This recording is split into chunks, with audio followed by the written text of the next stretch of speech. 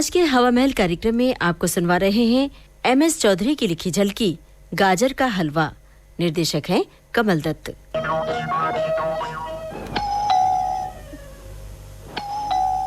जरूर सुरेश होगा, आने दो उसे। ऐसी खबर लूंगी कि याद रखेगा। वीरेंद्र तुम? हाय दीदी। ऐसा लगता है दीदी मुझे देखकर तुम्हें खुशी नहीं हुई। नहीं, ऐसी बात नहीं है। मुझे लगा सुरेश होगा। अरे सुरेश तो इसी घर का बच्चा है, कभी भी आ जाएगा। उसकी राह देखने का क्या मतलब? तुम समझ नहीं पा रहे हो कि मैं क्यों परेशान हूँ। तुम जरा खुलकर बात करो तो समझ में आए ना। वो गुप्ता जी है ना? गुप्ता जी? कौन गुप्ता जी? अरे वही, तेरे जीजा जी के मित्र। उनकी एक लड़की है। लो, गुप्ता जी के यहाँ एक लड़की हो जाने से तुम क्यों परेशान हो रही? अरे पूरी बात तो सुन। अच्छा बताओ। तेरे जीजा जी सुरेश की शादी गुप्ता जी की लड़की से करना चाहते हैं। ये तो और भी अच्छी बात है। अरे क्या खाक अच्छी बात है। आज जब गुप्ता जी अपनी लड़की के साथ यहाँ आए तो वो कहीं गायब हो गया। बेचारे गुप्ता जी अपनी लड़की के साथ यहाँ 2 घंटे बैठे उसका इंतजार करते रहे। अब समझ में आ रहा है। क्या समझ में आ रहा है? यही कि एक और प्रेम और दूसरी और जालिम समाज। ऐसी हालत में हीरो भागेगा नहीं तो और क्या करेगा? बस तू तो अपनी हाँकने लगा। और तू जानता है कि तेरे जीजा जी कितने जिद्दी हैं। उन्होंने ये तय कर रखा है कि सुरेश की शादी अगर किसी से होगी तो वो गुप्ता जी की लड़की से होगी। ओह, देखूं तो सही कौन आया है। अरे कहाँ चला गया था? कम से कम बताकर तो जाता। माँ, मुझे नहीं करनी है ये शादी। नहीं करनी है शादी? ये बात तो अपने पिताजी से तो कह सकेगा ना। यही तो मुसीबत है माँ, मेरी तो जुबान ही नहीं खुलती उनके आगे। ओह मामा जी, आप कब आए? बस ये समझ लो कि अभी आया। वैसे बहुत अच्छे समय पर आया हूँ भांजे। अच्छा ये बता, गुप्ता जी की लड़की से शादी नहीं करना चाहता तो किससे करना चाहता है? वो मैं मामा जी वो। हाँ, ऐसी बातें कम से कम माँ से तो छुपानी ही नहीं चाहिए। हाँ, बता दे बेटा, है कोई लड़की तेरी नजर में? मैं माँ वो शादी करूंगा तो केवल सविता से ही करूंगा। सविता? ये कौन सविता? वो मेरे दफ्तर में टाइपिस्ट है माँ। ओह, क्या ट्विस्ट आया कहानी में?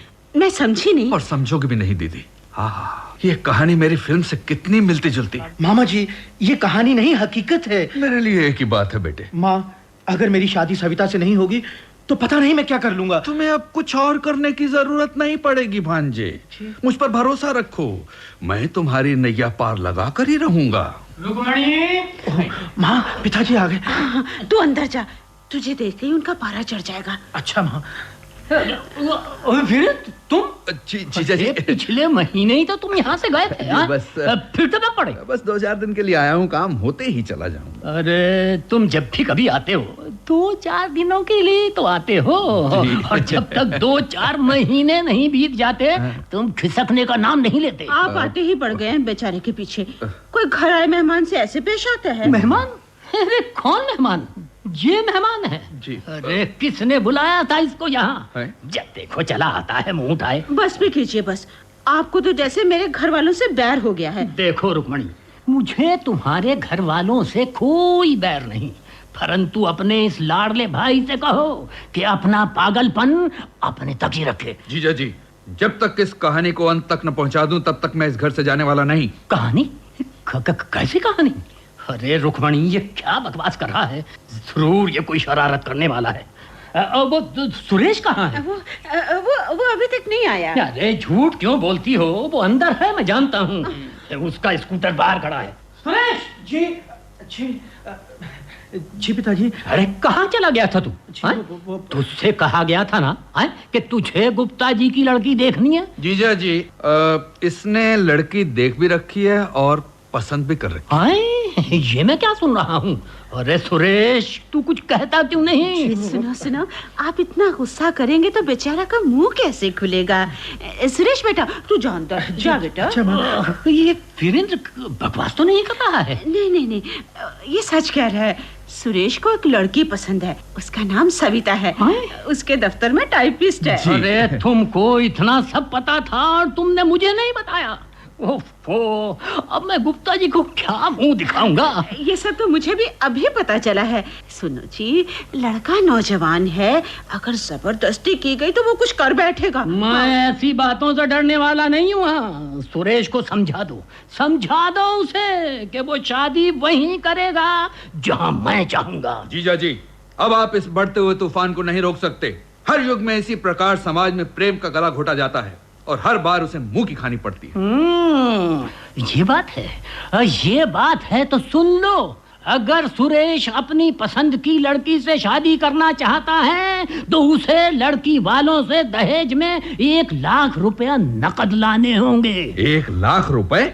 ये तो सरासर नाइंसाफी है, जुल्म है। ये सब मैं नहीं जानता। ठीक है, अगर 1 लाख रुपए आपको मिल जाएंगे तो क्या आप सविता को स्वीकार कर लेंगे? अरे पहले 1 लाख रुपए तो लाओ, फिर बात करेंगे।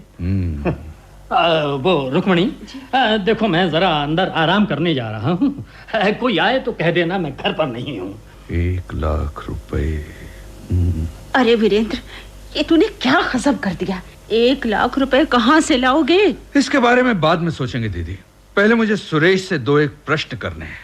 सुरेश जी जी मामा जी। ये बताओ, सविता देखने में कैसी है? मामा जी आप खुद देख लीजिएगा ना, मैं इस बारे में क्या कह सकता हूँ। ठीक, कहाँ तक पढ़ी है? एमए है। गुड। रसोई का काम जानती है? मामा जी बहुत ही अच्छे पकवान बनाती है। उसके हाथ के बने गाजर के हलवे का तो जवाब ही नहीं है मामा जी। पर मामा जी आप ये सब क्यों पूछ रहे हैं? अरे भांजे, यही 3 प्रश्न तो पूछे थे जीजा जी ने अपनी शादी से पहले। अच्छा ये बता, तू सविता को यहाँ ला सकता है? क्यों नहीं मामा जी। तो फिर जाओ, तुरंत उसे लेकर आओ। ठीक है। ये बता कि 1 लाख रुपए का प्रबंध कौन करेगा? तुम करोगी दीदी। अरे मुझे तो लगता है तू सचमुच पागल हो गया है। मेरे पास इतने पैसे कहाँ हैं? झूठ मत बोलो दीदी। क्या तुमने माँ को यह नहीं लिखा था कि जीजा जी की जायदाद के पैसे पूरे 2 लाख आ गए हैं? ना बाबा ना, उन पैसों को तो मैं हाथ भी नहीं लगा सकती। तेरे जीजा जी को अगर पता लग गया ना तो वो मुझे घर से निकाल देंगे। अपने साथ तो मुझे भी पागल करके ही रहेगा। अरे तुम कैसी माँ हो, अपने बेटे की खुशियों के लिए इतना भी नहीं कर सकती? क्या तुम नहीं चाहती कि तुम्हारे घर में बहू आए? और फिर सोचो दीदी, 1 लाख रुपए कौन से घर से बाहर जा रहे हैं? ये तो उन्हें जब पता चल जाएगा ना कि उनके साथ धोखा हुआ है तो इससे क्या होगा? कुछ नहीं होगा। तू तो मुझे इस घर से निकलवा के रहेगा। दीदी, अगर तुम अपने घर में बहू देखना चाहती हो तो तुम्हें ये सब सहन करना ही पड़ेगा। और फिर जीजा जी का गुस्सा है भी कितनी देर का? गर्म हुए बरसे और ठंडे पड़ गए। ये तो ठीक है, पर ये पता चल जाने के बाद कि उनके साथ धोखा किया गया है, वो फिर से अड़ गए तो? यहीं पर तो मात खा रही हो तुम। अरे तुम अभी तक जीजा जी को समझ ही नहीं पाई हो कि वो कैसे आदमी है। अरे एक बार शादी के लिए हाँ करके ना नहीं करेंगे, चाहे उनके साथ कितना भी छल क्यों ना किया जाए। हाँ, ये सब तो तू ठीक ही कह रहा है। और फिर समस्या का हल करने के लिए कुछ ना कुछ तो सहन करना ही पड़ेगा। दीदी, तो मैं ऐसा करता हूँ कि मैं अपने एक दोस्त के पास जाता हूँ। वो नाटक किया करता है, उसके पास मेकअप का सामान है और मैं मेकअप लगाकर तुरंत वापस लौटता हूँ। तुम पैसे तैयार रखना। ठीक है। सविता आ जाओ। सविता, ये मेरी माँ है, चरण छुओ ना। नमस्ते माँ जी। अरे ये रहने दे बेटी, भगवान तुझे सदा खुश रखे। मामा जी कहाँ हैं? वो मेकअप करने गया है, आता ही होगा। सुरेश, तू पहले क्यों नहीं लाया सविता को इस घर में? हिम्मत नहीं हो रही थी माँ, और डर भी लग रहा था कि सविता आपको पसंद आएगी भी या नहीं। अरे इतनी सुंदर लड़की को कौन पसंद नहीं करेगा? लगता है वीरेंद्र आ गया है। कैसा लग रहा हूँ दीदी? अरे ये क्या मेकअप कर रखा है, पूरे 60 साल का लग रहा है। अरे देखा भांजे, तुम्हारे लिए क्या क्या स्वांग भरना पड़ रहा है। माँ जी। अच्छा, तो ये सविता है। नमस्ते मामा जी। नमस्ते नमस्ते नमस्ते। ये मेकअप मेरी तो कुछ समझ में नहीं आ रहा मामा जी। भांजे, ये सब तुम्हारे लिए ही तो कर रहा हूँ। मैं सविता का चचा जगमोहन बनकर जीजा जी से मिलूंगा और तुम्हारी शादी पक्की करवाऊंगा। वो पैसे मामा जी, वो भांजे, तुम आम खाने से मतलब रखो, पेड़ गिनने से क्या लाभ। हाँ तो दीदी, पैसे कहाँ हैं? ये रहा ब्रीफकेस, पैसे इसमें रखे हैं। और इस डिब्बे में क्या है? गाजर का हलवा। सुरेश ने कहा कि थोड़ा साथ ले चलते हैं। ये तुमने बहुत अच्छा किया।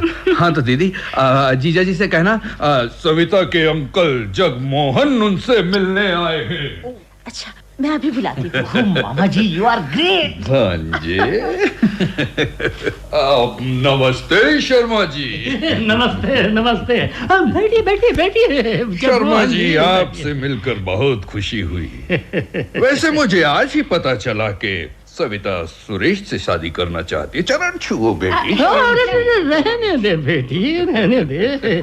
भगवान तुझे लंबी उम्र दे। वैसे शर्मा जी, मैं तो चाहता था कि सविता की शादी किसी अच्छे घराने में जी, हो, लेकिन क्या हमारा घराना? नहीं, ये बात नहीं है शर्मा जी। आपके घराने से अच्छा घराना मुझे और कहाँ मिलेगा। मैं तो ये कहने जा रहा था। हाँ, मैं तो भूल गया। हाँ, ये रहे आपके 1 लाख रुपए। आप सचमुच 1 लाख ले आए हैं? हाँ शर्मा जी, अब बच्चों की खुशी के लिए कुछ ना कुछ तो करना ही पड़ता है। आप देख लीजिए, पूरे 1 लाख हैं। वैसे ये आप ही के पैसे हैं। क्यों शर्मिंदा करते हैं आप? जी नहीं शर्मा जी, पैसों के मामले में मैं किसी पर भरोसा नहीं करता और करना चाहिए भी नहीं। तो क्या मैं ये रिश्ता पक्का समझूं? जी हाँ, बिल्कुल पक्का समझिए साहब। ये लीजिए तो मुंह मीठा कीजिए। सविता ने बनाया। ओह, गाजर का हलवा। बड़ा स्वादिष्ट है, बड़ा स्वादिष्ट है। पर आपको कैसे पता चला कि मुझे गाजर का हलवा बहुत पसंद है? अरे जीजा जी, आपकी ऐसी कौन सी बात है जो मुझसे छुपी हुई है? जीजा जी? मेरा मतलब है शर्मा जी। शर्मा जी, अब आपको क्या बताऊं कि मेरे जीजा जी की शक्ल आपसे कितनी मिलती जुलती है, पर एक बात की कमी है। जी, वो क्या? उनकी मूछ नहीं। अरे मूछ तो मर्दानगी की निशानी होती है। अब आप ही बताइए शर्मा जी, मूछों के बिना आदमी अक्लमंद नजर आता है। भाई, मुझे इसका क्या पता? मेरी तो कोई मूछ नहीं है। इसीलिए तो कहता हूँ जीजा जी कि आप फिर वही ये जीजा जी, जगमोहन जी, जी आपकी मूछ को क्या हो रहा है? हुआ कुछ नहीं है, खांसता हूँ ना तो हिलने लगती है। ये हिल नहीं रही है। नहीं, ये हिल ही रही है। नहीं, जगमोहन जी, ये हिल नहीं रही है, बल्कि आपके चेहरे पर से छूट रही है, छूट रही है। जीजा जी, ये ऐसे ही हिलती है। ये आप भी कमाल करते हैं। ये देखिए, अरे ये तो नकली है। जरूर तुम कोई बैरूपिया हो। बताओ बताओ, कौन हो तुम, वरना अभी पुलिस को टेलीफोन करता हूं। पहले आप मेरी गर्दन तो छोड़िए। नहीं, ये दाढ़ी भी तुम्हारी नकली ही होगी। अरे वीरेंद्र, तुम? जीजा जी, ये सब क्या चक्कर है? बस कुछ मत पूछिए। 2 प्रेमियों को एक दूसरे से मिलाने के लिए ये सब नाटक करना पड़ा। और ये 1 लाख आप ही के हैं, दीदी ने दिए थे। तो तुम भी इस नाटक में शामिल हो? और क्या करती, आप तो अड़े हुए थे। इस समस्या को किसी न किसी प्रकार तो हल करना ही था ना। अच्छा, तो इसका मतलब ये है कि तुम्हें सविता पसंद है? हाँ, और नहीं तो तुमने ये सब मुझसे क्यों छुपा रखा था? अरे रुक्मणी, कभी मैंने तुम्हारी पसंद को नापसंद किया है? जीजा जी, तो क्या मैं ये रिश्ता पक्का समझूं? हाँ साले जी, पक्का ही समझिए। अरे भाई, बहू के हाथ का बना गाजर का हलवा जो खाना है।